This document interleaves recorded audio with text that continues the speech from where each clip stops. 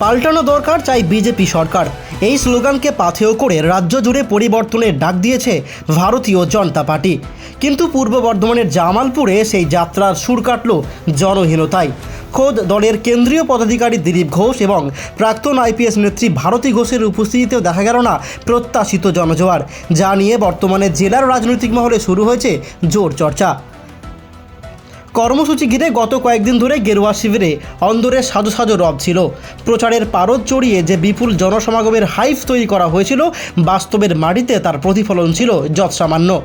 রাজ্য স্তরের হেভিওয়েট নেতারা যখন মঞ্চে ভাষণ দিচ্ছেন, তখন সামনের সারিতে উপস্থিতির সংখ্যা হাতে গোনা শতাধিক মাত্র, যা দেখে রাজনৈতিক বিশ্লেষকদের মতে প্রচারের টক্কা নিনাদ থাকলেও সাধারণ মানুষের স্বতঃস্ফূর্ত অংশগ্রহণ ছিল একেবারেই নিম্নমুখী। দিলীপ ঘোষের মতো বাগ্মী নেতা এবং ভারতী ঘোষের মতো পরিচিত মুখ থাকা সত্ত্বেও কেন এই জনশূন্যতা? এই প্রশ্ন এখন বিজেপির অন্দরেই ঘুরপাক খাচ্ছে। জেলার সংগঠনের শক্তি ও সমন্বয় নিয়ে উঠছে একরাশ প্রশ্ন। স্থানীয়দের একাংশের দাবি, দলীয় কোন্দল এবং সঠিক রণকৌশলের অভাবেই এই পরিবর্তন যাত্রা জামালপুরের মাটিতে কার্যত লক্ষ্যভ্রষ্ট হয়েছে। এই পরিস্থিতিকে হাতিয়ার করে আসরে নেমেছে শাসক দলের তৃণমূল কংগ্রেস। জামালপুরের তৃণমূল নেতৃত্বের দাবি, বিজেপি যে জনবিচ্ছিন্ন একটি দল তা আজকের কর্মসূচি প্রমাণিত। তৃণমূলের ব্লক সভাপতির কথায় বাইরে থেকে গাড়ি করে লোক নিয়ে এসেও শয়ে পৌঁছাতে পারল না বিজেপি। মানুষ মমতা বন্দ্যোপাধ্যায়ের উন্নয়নের সাথে আছে, তাই বিজেপির ভাওতাবাজিতে কেউ পা দেয়নি। যাদের নিজেদের বুথে লোক নেই, তারা নাকি রাজ্য পরিবর্তনের স্বপ্ন দেখছে। আজকে দেখলাম আমাদের রথ এলো জামালপুরে, সেখানে আমাদের দিলীপটা নাকি রথে বসে আছে। আমি তো অবাক হয়ে গেলাম। বাংলার মানুষ আগামী দিনে ঠিক করবে যে রথে ভগবান থাকবে না দিলীপটা থাকবে।